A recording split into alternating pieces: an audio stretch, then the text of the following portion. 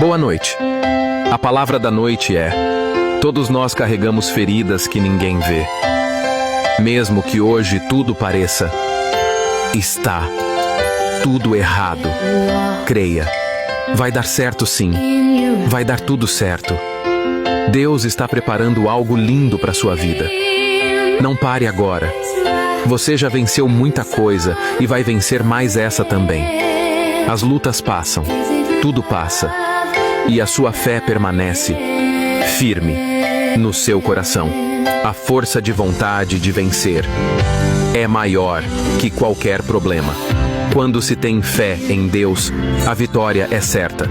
Que sua noite seja de paz no coração, esperança e a certeza de que você não está só, porque Deus é contigo. Amém. Deus te abençoe imensamente. Ótima noite.